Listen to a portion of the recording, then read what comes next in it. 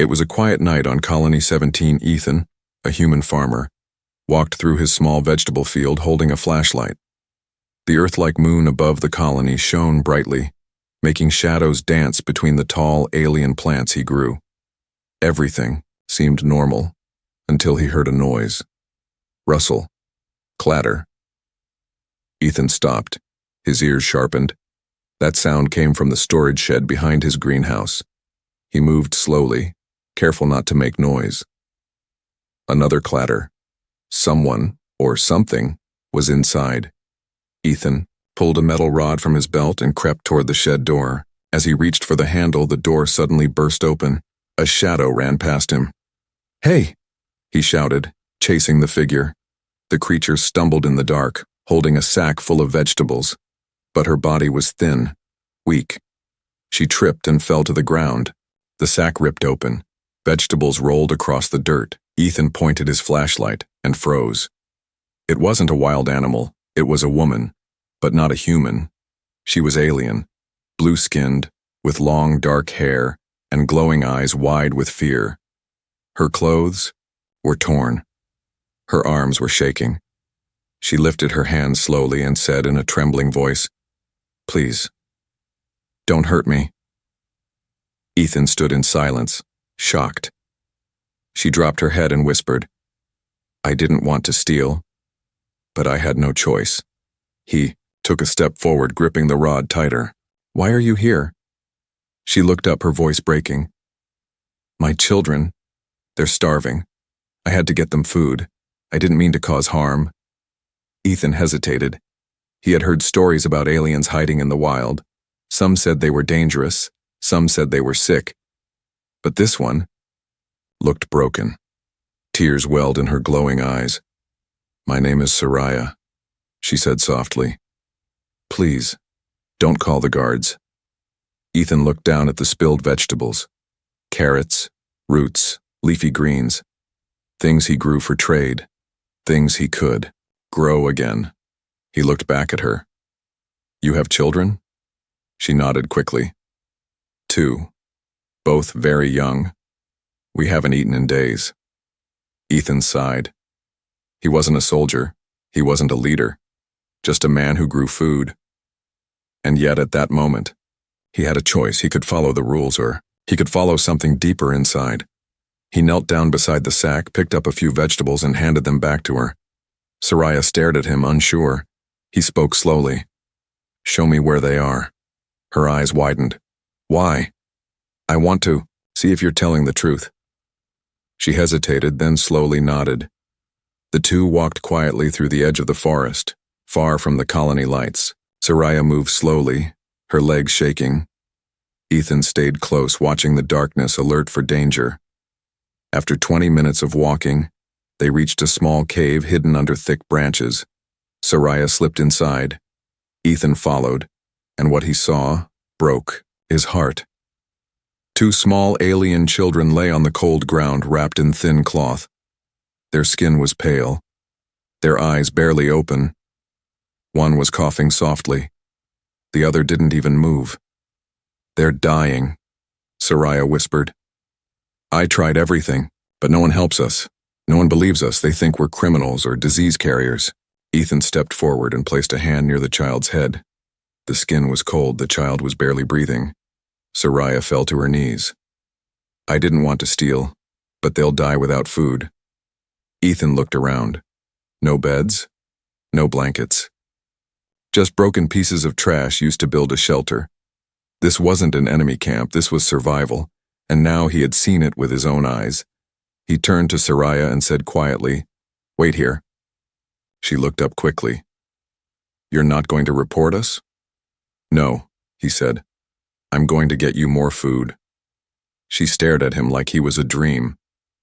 Then, suddenly, she began to cry. Not loud sobs, just quiet, shaking tears.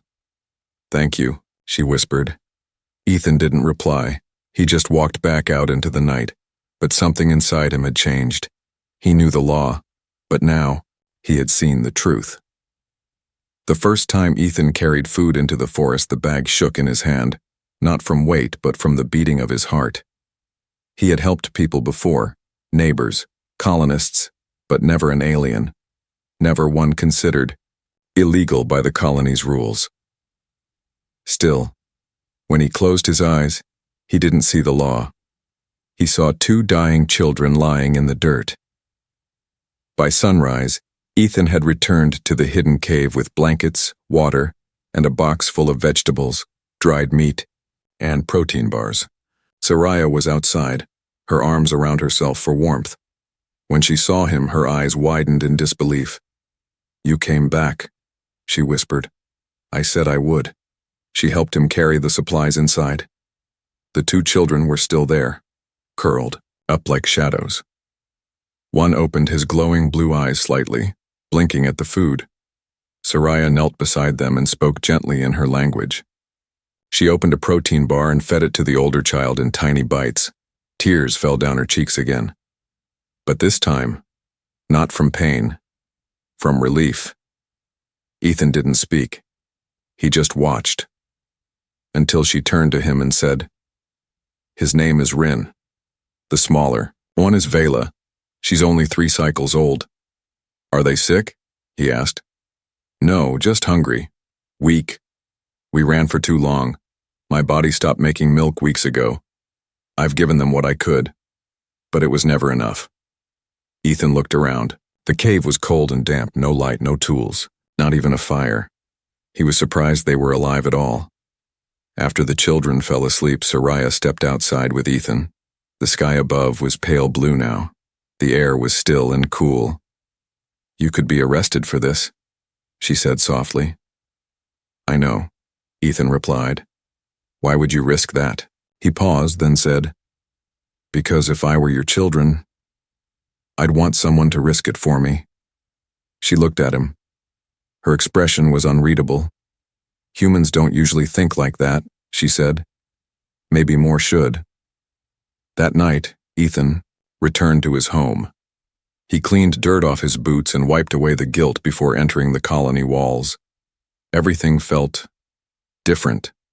People walked by him, smiled, waved, joked. No one knew what he had done, but he couldn't unsee what he had seen, and he couldn't forget the sound of Soraya's voice when she fed her child. Over the next few days, he returned again and again, each time with more supplies, cooked meals, clean water, bandages, even a stuffed animal that made little Vela giggle for the first time. Ethan saw life returning to them. Color came back into their faces. The cough stopped. The fear faded. And slowly Soraya began to speak more.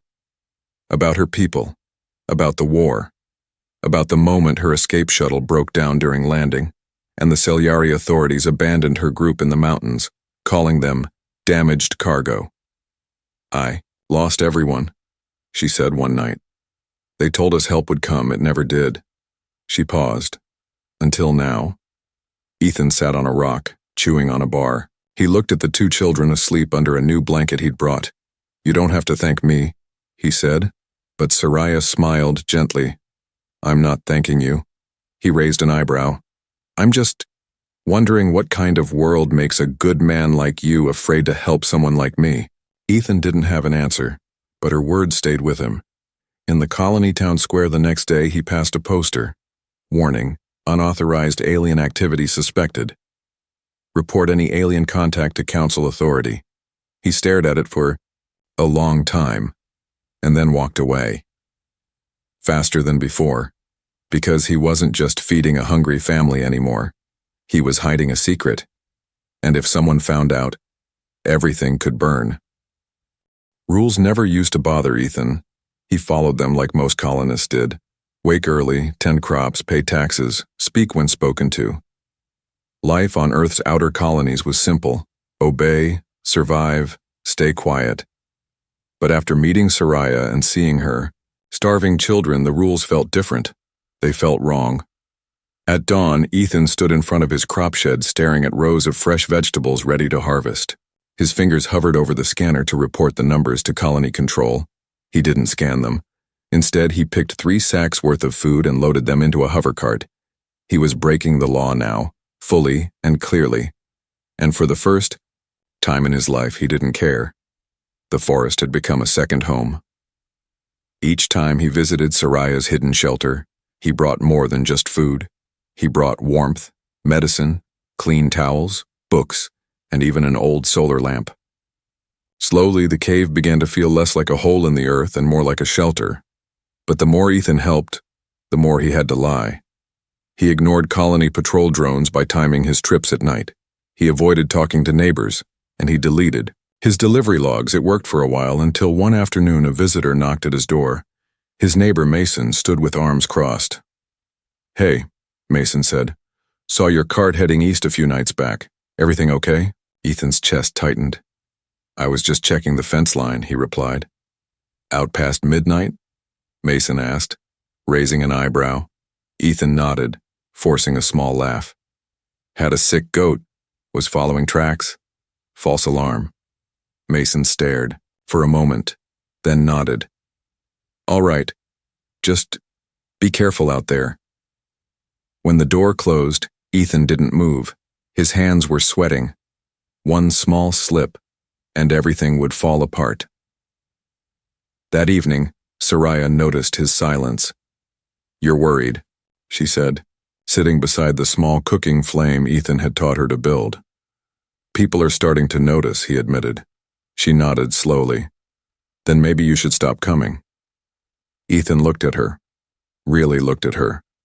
Her face had more color now. The children were asleep beside a warm flame, their breathing calm. "Do you want me to stop?" he asked. She blinked. "No." "Then I won't. But if they catch you..." "I said I won't."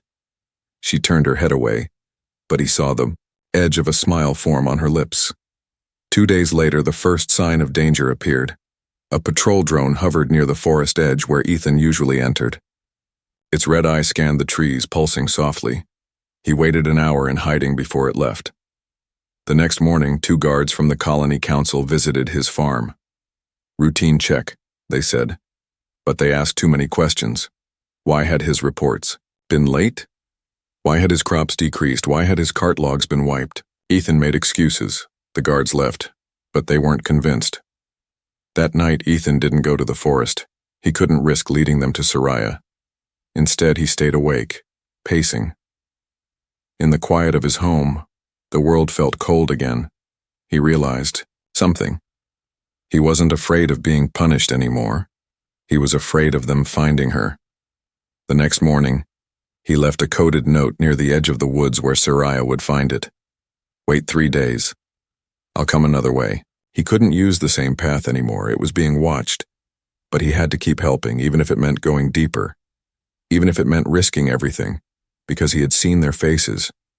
And once you've seen dying children cry with hope instead of hunger, you don't walk away. You can't. Rain fell on the forest that day. Not the usual soft drizzle of Colony 17, but cold, heavy rain that soaked the leaves, the soil, and Ethan's clothes. He didn't care. His boots sank into mud as he climbed the hill away from the patrol zones, through paths so narrow even drones couldn't follow. He was taking a new route, longer, harder, but safer. He had promised he would come, and he always kept his word. By the time he reached the hidden cave, his hands were numb. The children rushed to him, not with fear anymore, but joy. Little Vela hugged his leg. Rin offered a shy smile. Inside, Soraya was stirring a pot of soup over a small flame. "You found a new path," she said, not surprised. "They're watching the old one," Ethan replied, pulling off his wet jacket. "You shouldn't keep doing this," she whispered. "I already told you." "I will." She looked at him, eyes full of something more than thanks. But she said nothing more. That night, after the children slept, Ethan stayed behind. The rain had trapped them inside the cave. The air smelled of cooked roots and warm cloth. Soraya sat near the entrance, arms around her knees. Ethan joined her. "Why this planet?" he asked. She didn't answer at first. Then she said, "Because it was the only one left." He waited quietly. Soraya spoke again, softer this time. "We weren't soldiers. We were civilians. We were just trying to escape the fire." Ethan frowned. Fire? Our world was destroyed in a Ciliary strike. My husband was a teacher. I was a healer. We had nothing to do with the war. She looked out into the rain. We ran. We were promised shelter on a refugee vessel. But when we landed, here the ship broke down. The Ciliary said we were non-essential. They took the officers and left us behind. Ethan's hands curled into fists. How many? Soraya's voice cracked. 37, mostly women and children. What happened to them? She didn't speak. The silence gave the answer. Only she and her children had survived. Ethan stared into the dark. All the colony laws, the council orders, the security threats they warned about, none of it matched what he had just heard. These weren't invaders. They were abandoned lives. You want to know the worst part? Soraya asked suddenly. Ethan nodded. After they left us, I still believed someone would come. I waited every night at the landing site, for rescue, for help, for anything. She paused, her voice shaking. Then one night a supply drone came. It flew over me. I waved, I screamed, I lit a flare. Her eyes filled with tears. It turned around and flew away. Ethan didn't know what to say, but Soraya wasn't finished. I learned something that night. The galaxy doesn't hate us. It just doesn't care. Ethan reached into his bag, pulled out a dry cloth, and gently handed it to her. She took it slowly. Their hands touched. That's not true anymore, he said. She looked at him. He met her gaze. You said no one came, he said. But I'm here now. She didn't cry this time. She didn't speak. But her eyes said everything. For the first time in years, someone had listened. And not just with ears, but with his heart. Outside, the rain stopped. Inside, something else had started. Something human. It started with a humming sound, a soft buzz in the sky, too high for animals to notice, too soft for a normal human ear. But Soraya heard it. She always did. Ethan had just arrived that afternoon carrying a small sealed container of medicine he borrowed from the colony clinic. Vela had a fever, and her breathing was getting worse. He entered the cave quietly, avoiding the usual path, using the new one he'd mapped alone. But Soraya was waiting near the entrance, her eyes locked on the sky. They've found us, she whispered. Ethan stopped cold. What do you mean? She raised her hand and pointed. A drone. I heard its wings. It didn't follow, but it knows. Ethan ran out and scanned the sky. Nothing. But deep inside, he believed her. Later that evening, the footage appeared on the colony network. A silent clip. No audio. A man, Ethan, walking through the forest with a supply cart. Then, an overhead angle. A thermal scan of 2 alien children and 1 adult female. The words under the clip were simple, brutal, unauthorized. Alien harboring detected. Citizen Ethan Ward in violation of Code 7B. He saw the alert before he even reached home. His communication panel lit up with blinking red warnings. 3 missed calls from the Colony Council, 1 message from a friend. They know. Get out. Within the hour, 2 guards knocked on his door. Ethan stood in the middle of his kitchen, hands calm, heart racing. We have questions, the taller guard said. I figured. Where are they? I don't know what you're talking about. The guard stared at him. Don't lie, Ethan, it's on record. The drone caught everything. Back at the cave, Soraya didn't cry. She packed quickly, 1 bag, 1 blanket, the food Ethan had last brought. Rin helped without speaking. Vela was carried, burning with fever, too weak to walk. Soraya whispered to them, We move now, we go deeper, we hide. But Ethan was already on his way back. He had tricked the guards, given them a fake location. He didn't know how long it would hold, but it was enough. By the time he reached the forest, sweat covered his face. Every second mattered. He found them already leaving. You heard, Soraya said softly. They won't stop, Ethan told her. The council, they'll come. With weapons, with fear. She looked at him. Then this is goodbye? He stared at her for a long moment, then said, "No." They traveled through the forest for 2 hours. Ethan carried Vela. Rin carried supplies. Soraya moved like she had done this before because she had, again and again, planet to planet, escape to escape, always running. But something was different now. She wasn't alone. They reached a hollow beneath a stone cliff, an old mining tunnel long abandoned and sealed off. Ethan had discovered it during his first year on the colony but never used it. Now it was their only chance. They would hide there, for a while, maybe a day, maybe a week. But even Ethan knew this couldn't last forever. That night the colony was buzzing. Screens flashed headlines. Treason? Human farmer hides alien family. Council declares emergency security review. Is kindness a crime? People whispered in streets, some angry, some curious, some silent. The laws were clear, but the story wasn't. In the tunnel, Ethan sat by a makeshift lantern as Vela slept on his lap. Soraya watched him. Her voice came quietly through the dark. You've lost everything now. Your job, your land, your name. Ethan looked down at the sleeping child, then at her. Maybe, he said. But I saved something more important. She tilted her head. What's that? He smiled. Myself. They came for him at dawn. Not with weapons. Not with violence, but with silence and a verdict already written. Ethan opened his door to find 6 colony enforcers in gray armor and a transport shuttle waiting behind them. Their faces were blank, cold, professional. You are summoned, one of them said, by order of the colony council. Ethan didn't run. He had run enough. He only nodded, picked up his jacket, and stepped outside. The council hall had never been so full. Hundreds of citizens packed the viewing galleries. News drones hovered overhead. Every camera on Colony 17 was pointed at one man, the farmer who had fed a starving alien child. At the center stood a raised platform surrounded by glass. A single chair. No defense, no lawyer, just Ethan Ward. And the truth. Princess-like counselors in clean robes stared down at him from their high seats. Their expressions were carved from stone.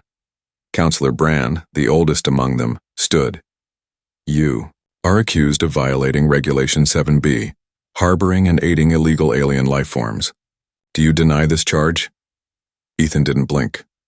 No, I don't deny it. Gasps moved through the room like a wind.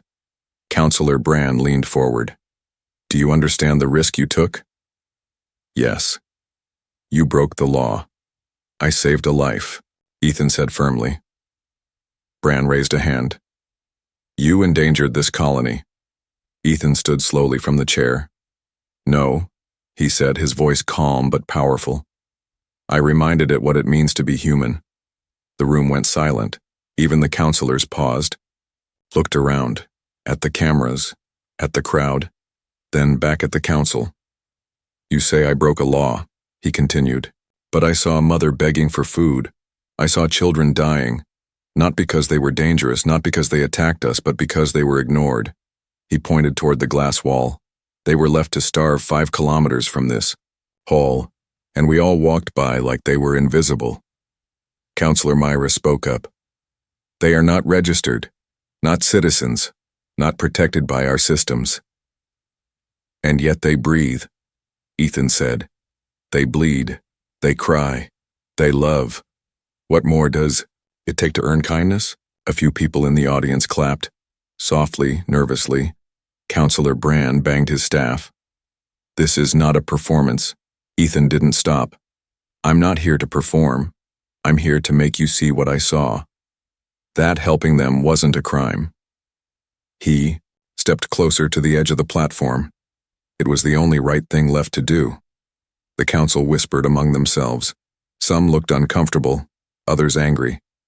One, Counselor Jana, a younger voice, often ignored, stood. May I speak?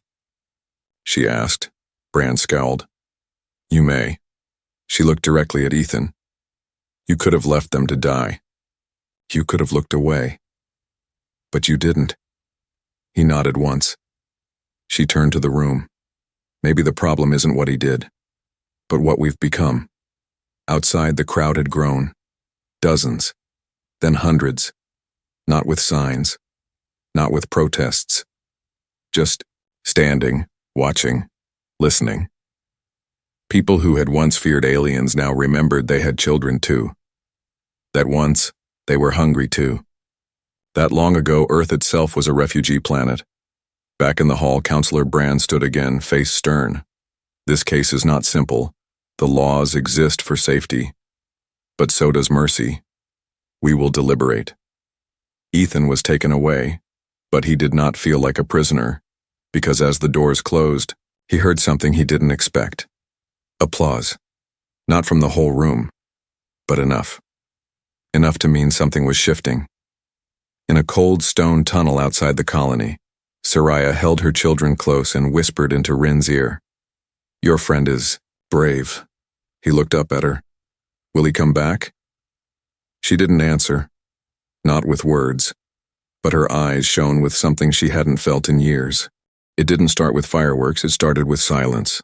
A long, heavy pause after the council verdict was announced. Ethan Ward was not jailed. He was not punished. The council chose something no one expected. They rewrote the law, not because they were kind, not because they suddenly cared, but because they couldn't ignore everyone else who did. Outside the council hall, a crowd had gathered. Men, women, farmers, engineers, even young colonist children holding simple signs. Kindness isn't a crime. Aliens are people too. When Ethan stepped outside, blinking in the sunlight, the crowd went quiet. Then one by one they began to clap. Not loudly, not like a hero had arrived, but like a seed had been planted. And something was finally growing. The days that followed, small things began to change. The warning posters disappeared from the town square. Counselor Jana proposed a program to register stranded alien families as temporary protected residents. Medical stations received new orders. Treat first, ask questions later. The changes weren't fast, but they were real. On the edge of the forest, in a newly built shelter made of clean metal and solar panels, Soraya stood outside watching her children. Rin kicked a ball with two human boys. Vela drew pictures on a touchscreen pad that used to belong to Ethan. She laughed now. Not often, not loudly, but real Ethan approached from the hill, carrying a small bag over his shoulder. Soraya saw him and smiled. He hadn't worn his old farming clothes in weeks. He looked different now, stronger, calmer. Not just a farmer anymore. Something more. Look, what the wind brought, she said playfully. Ethan grinned. I thought maybe you were tired of me showing up. Soraya raised an eyebrow. You've said that every time, and every time, I'm glad you do. He stepped beside her, watching the children. It's strange, he said. 1 month ago, I didn't even know you existed. 2 weeks ago, she replied, I thought I'd die in that cave. They stood in silence, letting the sun warm their shoulders. You're not afraid anymore, Ethan said. No, she said softly. And that's new. He looked at her. How long has it been since you felt safe? Soraya didn't answer right away. Instead, she said, You remember the night you found me? How could I forget? I wasn't just stealing food, she said. I was also looking for a place to leave my children. Somewhere hidden. Somewhere. They might be found after I... She trailed off. Ethan turned toward her, heart sinking. I was ready to give up, she admitted. I'd lost everything. And I thought, maybe if I was gone, they'd be helped. He stared at her, silent. Then slowly he reached out and took her hand. Then I'm glad I stopped you. She nodded, her eyes wet. I'm glad you did too. Later that evening in the colony's public square, a new structure was being built, not a government building, not a defense tower, a shared center run by both humans and aliens. A place for food, healing, and peace. Ethan and Soraya walked past the growing structure, watching volunteers hammering beams, planting gardens, arranging blankets. Some humans still looked uncomfortable. But they worked anyway.